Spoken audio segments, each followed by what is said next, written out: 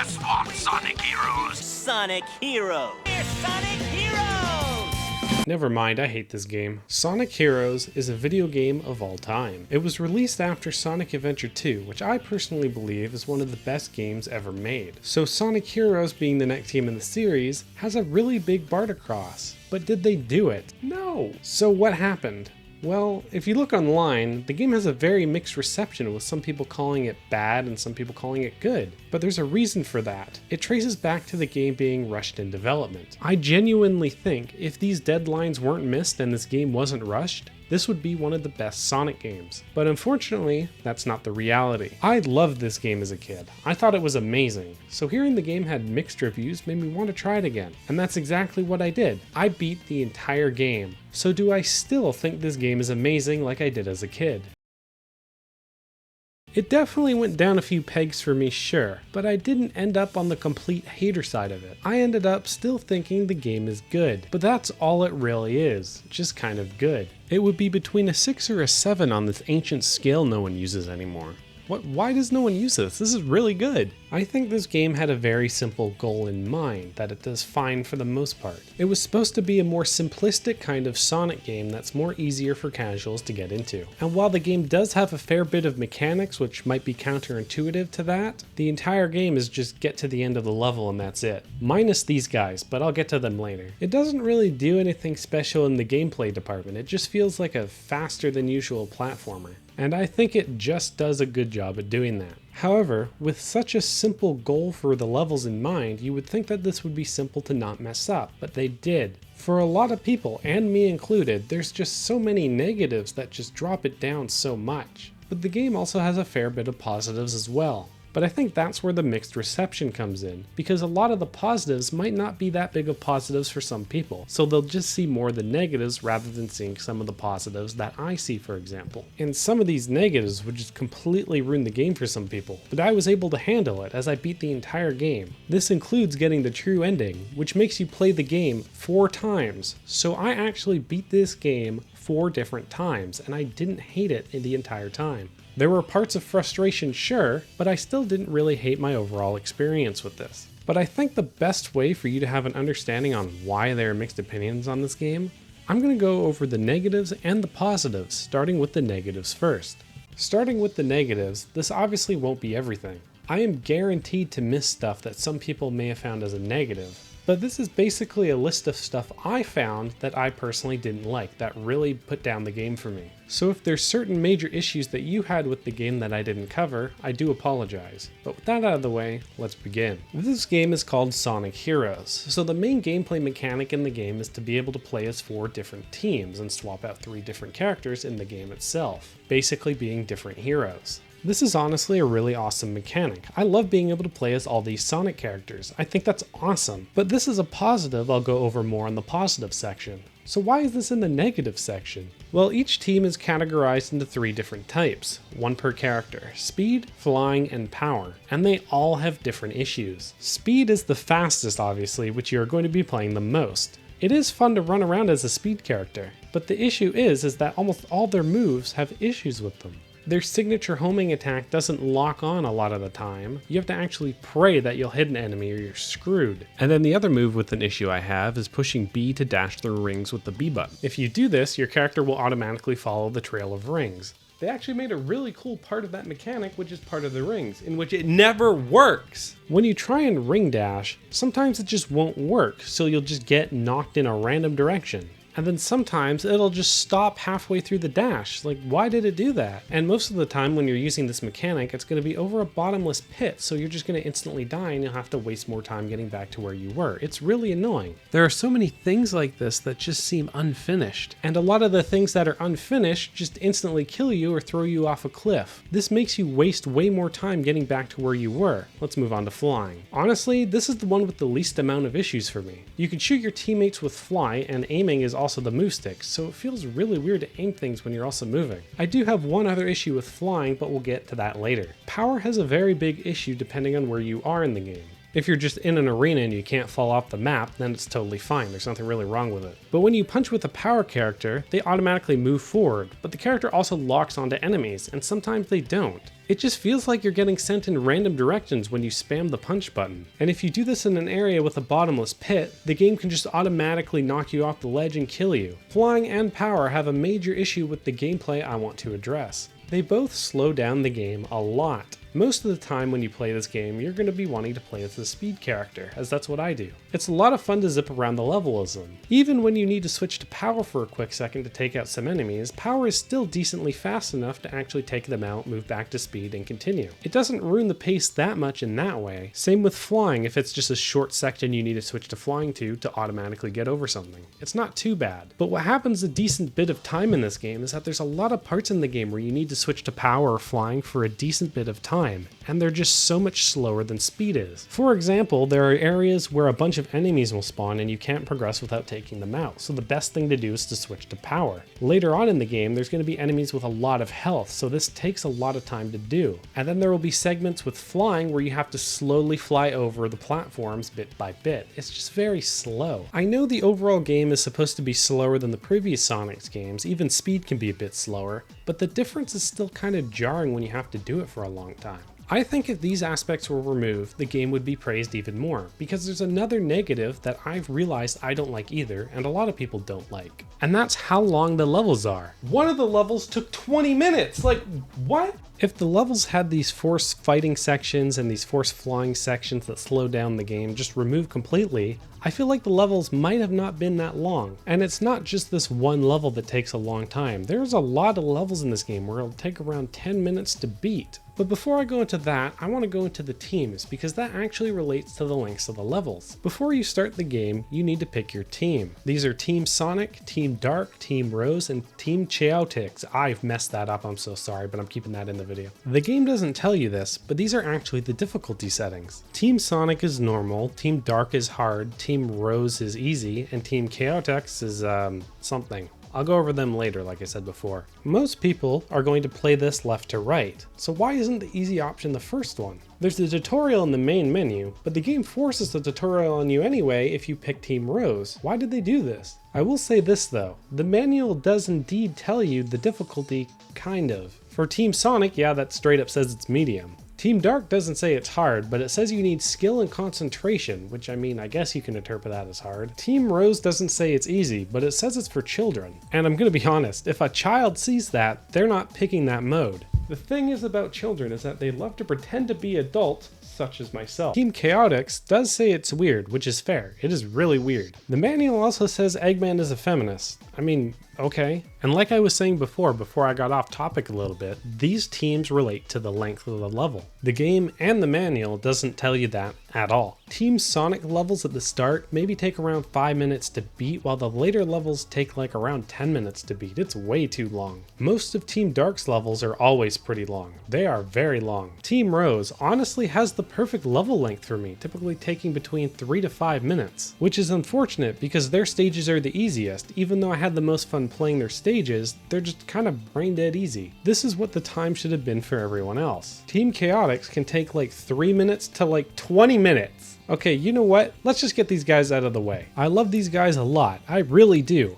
But their gameplay style does not fit this game at all. The other team's goal is just to get to the end of the level, but Team Chaotix has a different objective. Sometimes in the level, you need to collect 10 seashells. Sometimes it's kill exactly 85 enemies in the level, which is every single enemy in the level. Why did they do this? If you miss a single objective, you have to go through the entire level again. In a game where you already have to beat the game 4 times to get the true ending, in levels that take around 10 minutes to beat on average. It's just way too long. I really do wish they just had normal levels and the gimmicks they have in their current levels were just a challenge mode or something that was shorter. But that's not something I can do, because now I'm forced to put out a bunch of torches, which take 20 minutes to do. Okay, I think I mentioned it about 5 times now. I think I'll stop.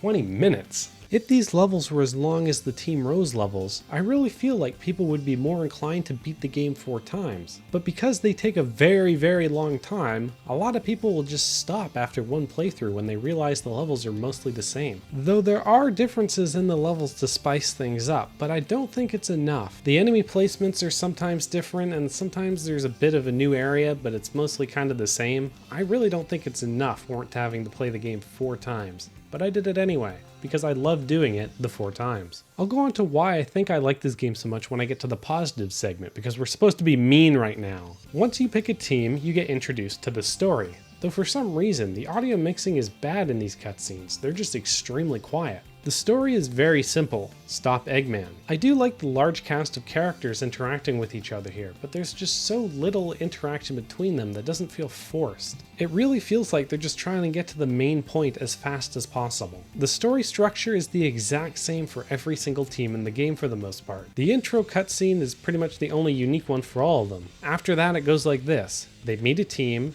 they find a fake Eggman, they meet another team, they find another fake Eggman, story end. It's pretty much the same for everyone. I guess the ending is different for everyone as well. Some of the teams do meet each other in the stories, but it really feels forced, though some of them can be kinda funny. Just what do you think you're doing here? Who's this fraud? Here's an example. Team Rose is about finding Chocola and Froggy, and their only clue is a picture of what appears to be Sonic kidnapping them. First of all, you're in love with Sonic. You should know he wouldn't do this. But later on, you actually meet Sonic in the story as well, and Amy just doesn't care about that at all anymore. She just wants to marry him, and for some reason, that turns into a fight. It feels like they're just grasping at any reason to have a boss fight between some of the teams. But that's enough about the story. Let's talk about another thing that gets people away from this game, the gameplay. When you start playing the game for a while, you'll probably feel like it controls fine. But later on, as you get more into the game, you'll start to notice the cracks. The physics are very, very weird. Unfinished weird. It's almost like I said the game was rushed. This is probably another big issue that turns people away from this game. If this game got remade with the physics fixed, this game would be amazing. I know I've said if X issue gets fixed, the game would be a lot better, but I really do think that these issues are so big that every single time they fix one of these issues, the game goes up a few ratings. But what went wrong? A lot of the Sonic games up to this point have been about going fast in a physics-based platforming environment. But the faster you go in this game, the more it breaks. If you go way too fast, your character starts to magnetize to the walls, which is very annoying. If you go too fast on a railing, or if you go too fast on something that automatically shoots you forward, it can overshoot you and just fling you off a cliff, and this happens a lot. This happens to the point in where you'll actually start playing the game slower. What? Speaking of speed being messed up, when you get to the special stages that you get from getting a key in Act 2 and then not getting hit until you beat a stage, which is fine, I guess. I don't really have an issue with that. You need to collect these balls that fill up your dash meter, and then you just push the dash button to catch up to the Chaos Emerald before it runs away, and you have to avoid the bombs while doing this. This seems like a lot of fun, and could be a cool idea. And if I'm being honest, there's a couple of special stages in here that are actually fun, but that's because they don't really have that many winding routes that mess up the physics. It's also a cool reference to the Sonic 2 tailpipe thing that game has. But this is really where you can see the physics being whack. If you go too fast, you cannot control your character at all, especially if you go through a turn in the level. If you go too fast and you start moving left and right really fast or a turn happens, you cannot control your character. You legitimately cannot move left and right until you slow down. You will pretty much just magnetize to the wall. This stage also tried to implement the team mechanic, but it doesn't really do that good of a job of that because you're just going to be playing speed most of the time. Sometimes the balls are in rows, which is the best collected by playing as a speed character. Sometimes the balls are in a row side by side, which is best collected as the power character because the character stands side by side. Sometimes they're lined up in a tower, which you can collect as the flying class a lot easier. But you're just going to be playing as speed most of the time anyway. That's what I did. If you try to switch to power flying, they are just way too slow. And if you switch to flying, sometimes you can't go fast enough because if you go too fast, the game won't know how to process that and it'll just immediately pause your character as you're running into a wall. It's really weird. You are nerfed playing the team-based game as a team. This isn't good. Because of the physics in this game, it forces you to be slower and not hit top speeds. But the worst part is, they specifically designed a bunch of enemies and encounters in this game that just completely drop the game to a snail's pace. For most of the game, the enemies aren't that much of an issue.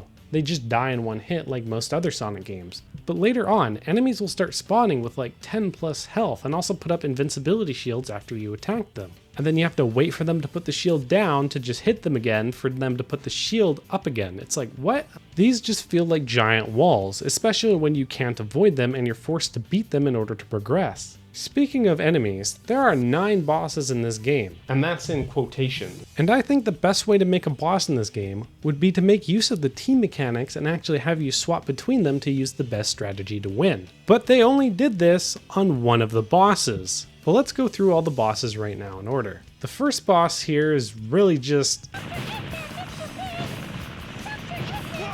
The first boss is the Egghawk, which I really like as a design. It's both goofy and terrifying, which I feel like are the best Eggman designs. It really does feel like they tried to make this a team-based fight, but didn't have enough time to do that. You use speed to keep up with the Hawk, and if you're able to keep up with him, you can get some damage out with the homing attack. You could use air to shoot it down, and then you can punch it while it's on the ground. But all you really need to do is just wait until it lands and just spam punch with the power guy. The second boss is a rival fight, which I'm going to be honest, aren't really that great. You just have to spam one of your attack moves as one of your team members to knock your rival off the platform. But it's really just spam an attack until they get knocked off. It's not really anything exciting. The third boss is an enemy rush, which is like, this isn't really a boss. It's just a bunch of enemies coming at you in waves. You just have to take them out one by one. The fourth boss is a blimp, but this is pretty much the same as the Egghawk. It just flies and shoots at you. It doesn't really do that much different. In fact, in its final phase, it just turns into the Egghawk boss anyway. Like, come on. The fifth boss is another rival fight, and then the sixth boss is another wave defense. Like, why is it repeating so much? The final boss of each character's story is actually unique, but it's not really that fun to play. It wants you to chase it on this corridor, but if you go too fast and go to a jump pad, you'll just slam into him and take damage. But if you go too slow, he will then charge you. You have to play at the right amount, which just isn't that fun. Once he lands, he'll just spam you with attacks until he goes down. But if you try and attack him, sometimes he'll just raise his shield, which wastes a bunch of time. Like, why does he need to do this? You can break the shield, but I've always beaten him before the shield breaks. But that's pretty much the fight. So before I talk about the true final boss, let me recap. Most of these bosses are reused, so in total, there's only 3 unique bosses in this entire game. The enemy wave thing is not a boss. I don't care what you say. I apologize for my rudeness. But these are all the major negatives that really bugged me when I played this game. Actually, wait a second. Casino Zone sucks. Well, that's not true. I actually really like the look of this zone, and I like how a lot of it plays most of the time. But when you're on the pinball machine, controlling yourself as a pinball is one of the most infuriating things ever. Sometimes it just doesn't register your control stick and it just moves where it wants to. But sometimes it does. It's very, very weird. But okay, for real, that's enough this time. It is quite a lot of negatives though. With all these major negatives that I found myself, I can totally understand why people don't like this game and just shove it off. But I still do think it's only a good game. So why do I think that? Well, it's time to switch over to the positives. And let's start with the positives by ending off where we left off, the final boss. It looks like there's a spoiler coming up. For the final boss, the main villain of the game is actually Neo Metal Sonic, who is awesome. When I was a kid and I got this ending, this blew my mind.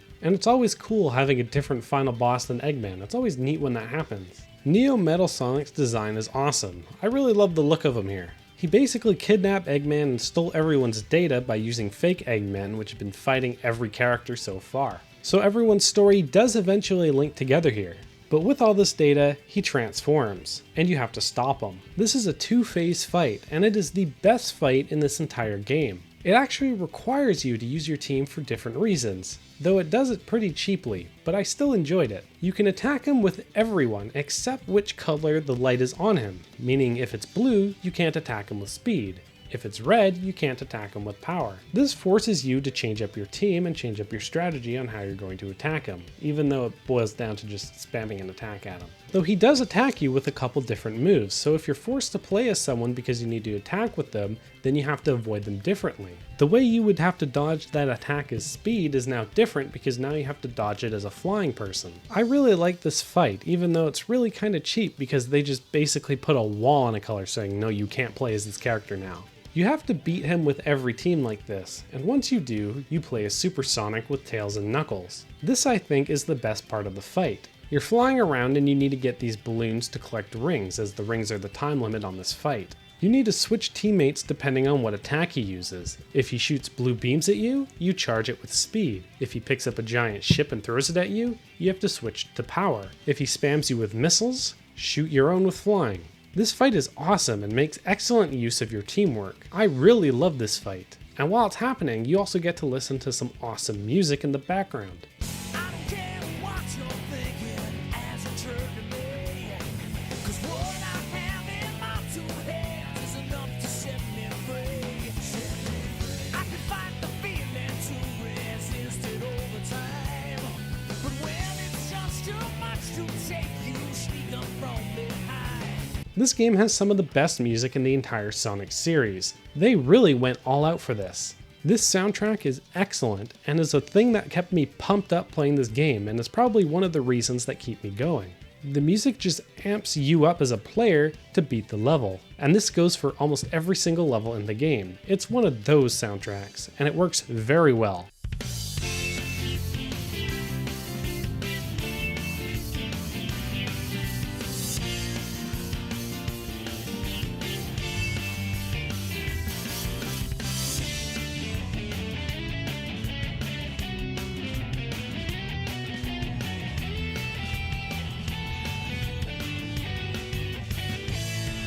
It's like I'm actually on a beach. And it's not just the stage themes that are good as well, it's also the team themes. Each team in this game has a theme, and they're all really good. Here's one of my favorites, Team Chaotix's theme.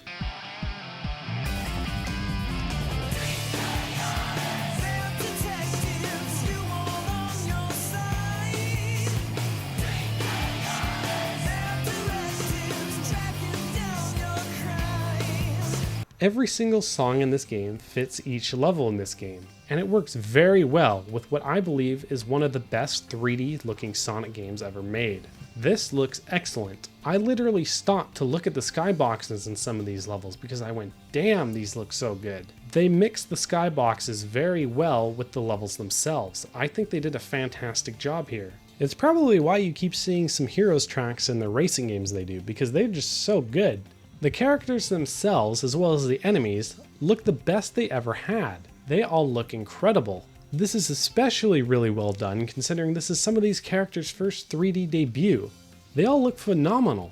But at the end of the day, while the look of a game and the music of the game is very important, and absolutely does bring up this game and bring up other games as well if they have very good soundtracks or looks, the most important aspect of a game is the gameplay. And I just went on a very long rant about the negatives. So much so that it is longer than the positive section of this video. So what could I have possibly enjoyed about the gameplay?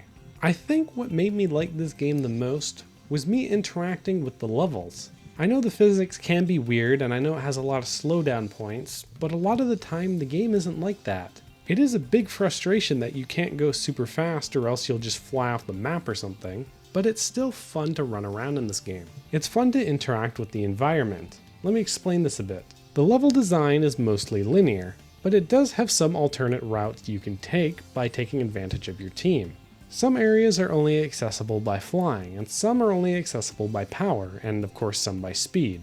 This makes you playing through the level different almost every time, which is a really good positive, because you're going to be playing this game 4 goddamn times. And while I still think that's way too many times, it does help the replayability of the game.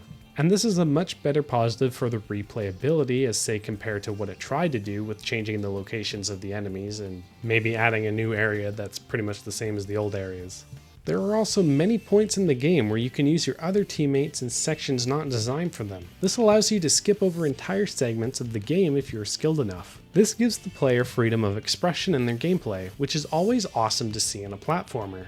It's not something you have to do, but it's rewarding if you play the game well and learn it. And your reward is to be able to complete the level faster, which I think is always a good reward in platformers. There was a positive that I said in the negative sections that I want to bring over here. There are parts in the game where you have to play as flying or power for a decent bit of time, which slows down the game. However, there's a lot more segments where you just have to switch to them for a brief second and then continue back to speed or something.